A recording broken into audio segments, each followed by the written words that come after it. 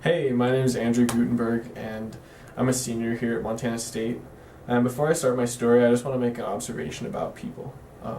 We don't like to disappoint others. We don't like to look weak. We don't like to look foolish. We don't want to waste our potential. And we don't appreciate when other people are better at things than we are. We thrive on success and acceptance, and we don't like the things that could ruin those for us. All these things were totally true of me, and they contributed to my story of superficial living and cheap acceptance. I grew up in a Christian family with strong values, and I always wanted to honor those. I was a successful artist, and I had to please people with my work in order to sell it. I had excellent grades in school, and I found pleasure in my academic status. Also, I was a varsity basketball captain, and I loved being cheered for and respected for that. And all these things required my performance. I did a good job at not failing at those things. But inwardly, I didn't have that ultimate satisfaction.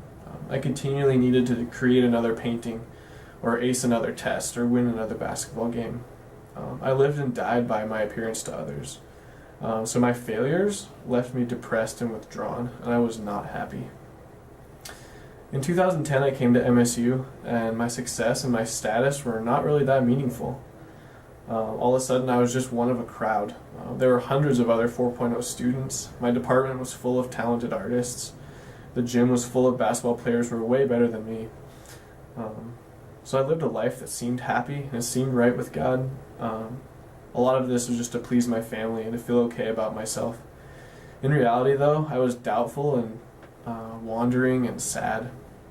So during my first semester here at MSU, I met two older students in the dorms, and they encouraged me to join their Bible study.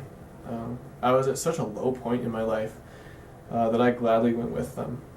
I grew up in a Christian home, like I said, and so this was a familiar, safe setting, and I knew that I needed something new in my life. I'm so glad I did, because immediately I saw God just breaking through in my life. I had taken my faith for granted, and I realized this. I was living a cheap, superficial life, but God had a much greater desire for me.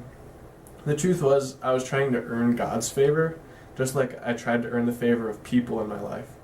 I was giving a half-hearted effort and hiding the things that I thought were ugly.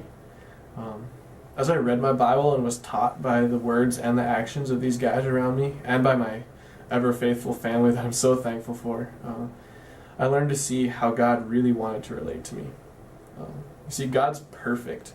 He requires perfection from those who follow Him, and I could never be good enough for God on my own. But now I see that Jesus Christ lived this perfect life, and He died on the cross to share that with me. So by completely trusting in Him, I'm free to turn away from evil and turn away from shame and pursue a relationship with God, not just based on my appearance and my accomplishments or gaining His approval.